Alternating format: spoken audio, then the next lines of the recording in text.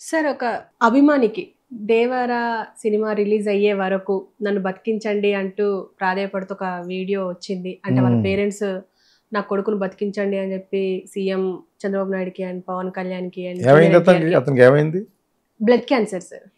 Blood cancer వల్ల తను బతకలేను అని చెప్పేసి. సో ఈ సెప్టెంబర్ 27 వరకు నన్ను బతికించండి అంటూ ఒక వీడియో బయటకు వచ్చింది. దీని గురించి మీరేం చెప్తారు సార్? చాలా హృదయ విదారకంగా రిక్వెస్ట్ ఇది. మన చేతిలో లేని పని క్యాన్సర్ కదా. Yes sir. అది చాలా బిగినింగ్ స్టేజ్లో ఉన్న వాళ్ళకి లైక్ సొనాలి బెంద్రే చాలా ఫీల్ అయ్యాను. అమ్మాయితో వర్క్ చేయాలనుకోండి నేను ఒక సినిమాలోనే తన అందానికి. ఈలోగలనే అమ్మాయికి ఇదేదో వచ్చిందన్నారు. అమ్మాయి మళ్ళీ రివైవ్ అయిపోయింది. మళ్ళీ చాలా చాలా చాలా కష్టపడాలి దానికి. డబ్బులు పోయాలి. అలా పోసినా కూడా అందరూ బతకరు. డబ్బులు పోసిన తర్వాత ఇప్పుడు ఇంకొక అమ్మాయి ఉంది. అమ్మాయి శంకర్ సినిమాలో హీరోయిన్, ఎవరు బాంబే సినిమాలో హీరోయిన్ మనీషా కొయిరాల. తనకంటే పోనీ అన్ని అలవాట్లు ఉన్నాయి. చైన్ స్మోకరు, డ్రింకరు, ఆ టైప్ అనమాట. స్పాయిల్డ్ బ్రాట్ అమ్మాయి. ఇంకా అమ్మాయికి ఎలా తగ్గుద్ది? అన్ని ఉన్న తర్వాత లోపల చాలా ఫైట్ చేస్తూ ఉంటాయి కదా.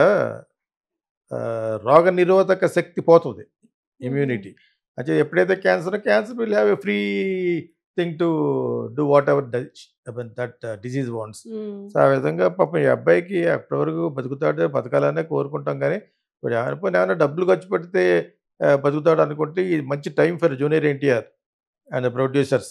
అతనికి ఏమైనా స్పెషల్ కేర్ తీసుకుని సోషల్ మీడియాలోకి వచ్చి చెప్పాడు కాబట్టి డెఫినెట్గా నువ్వు బతుకుతావు చెప్పేసి భరోసా ఇచ్చి వీళ్ళు కానీ ఏమైనా చేసే పొజిషన్లో ఉన్నవాళ్ళే కాబట్టి ఇక్కడ క్యాన్సర్ హాస్పిటల్ కూడా ఉంది ఎన్టీ రామారావు గారి పేరు మీద. ఉదారకం ఉంది కదా బంజారా హిల్స్లో, ఎక్కడో పెట్టి ఎంత serious case, quantum of the seriousness మనకు తెలియదు కాబట్టి మనం ఇష్టం సలహాలు ఇచ్చేయకూడదు. But whatever it is వీళ్ళకి తగిన సహాయం చేసి అతన్ని ఆనందపరచడం అనేది మంచిది. బికాజ్ సోషల్ మీడియాలోకి వచ్చి అడిగేట అది అందరూ వైరల్ చేస్తున్నారు కాబట్టి డెఫినెట్గా అతన్ని పిలిపించుకుని లేదా అతనికి తీసుకురమ్మని జూనియర్ ఎన్టీఆర్ కానీ అటువంటి వాళ్ళు వచ్చి మళ్ళీ వాళ్ళకి కావాల్సిన హాస్పిటల్ కానీ ఇంకా చాలా ఉన్నాయి, మెడ్రాస్లో కూడా ఉన్నాయి.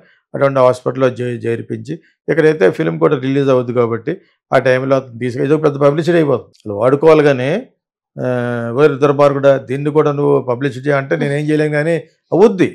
పబ్లిసిటీ ఎందుకు అవుద్ది అంటే అతను వీల్ చైర్లో పట్టుకెళ్ళి మంచి థియేటర్లు గాంధీ ఉంటుంది కదా ఆర్టీసీ కాస్ట్ రోడ్లోనో ఎక్కడికో వెళ్ళి చూపించారు అనుకో చాలా బాగుంటుంది. అందరిలోనూ చూపిస్తే ఒక మంచి పబ్లిసిటీ వస్తుంది. లేదంటే ప్రసాద్ ల్యాబ్స్లో ఉంది కదా థియేటర్ ఉంటుంది, అక్కడ అతనికి సెపరేట్గా వచ్చి అందరూ కలిసి అతనికి ఆనందపరిచేట్టుగా చేస్తే it will give a very good not only publicity, హ్యుమానిటేరియన్గా మానవతా దృష్టిగా సినిమా ఫీల్డ్ చూపిస్తున్న ఒక మంచి అభిమానులకి చూపిస్తున్న ఒక what you call that remuneration కింద లెక్క. అతనికి మీరు ఇస్తున్న వాల్యూ అని, ఫ్యాన్స్ లేకుండా మీరు ఎవరు లేరని చిరంజీవి ఫాదర్ చెప్పినట్టుగా చాలాసార్లు చెప్పాను నేను. ఫ్యాన్స్ని సరిగ్గా దగ్గరికి రానిచ్చేవాడు కదా ముందు పవన్ కళ్యాణ్.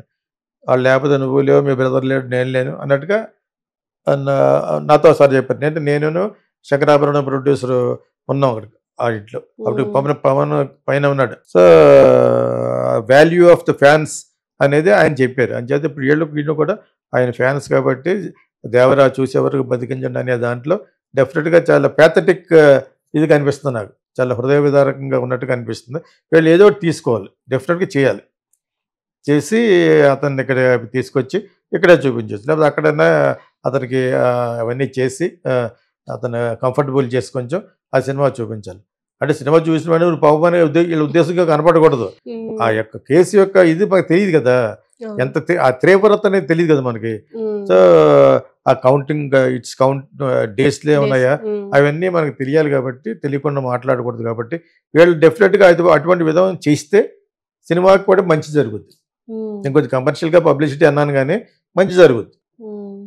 అవుట్ మరి ఆఫ్టర్ అతను అడిగాడు ఒక మంచి కాబోయే మంచి సినిమా, ఒక పాన్ ఇండియా మూవీని అది చూడాలి అంటలోనే అతని యొక్క ఆర్ద్రతను, అతని యొక్క ఫ్యానిజం అది అర్థమవుతుంది కాబట్టి తల్లి కూడా చెప్తున్నట్టు ఉంది. నేను చూడలేదు నేను.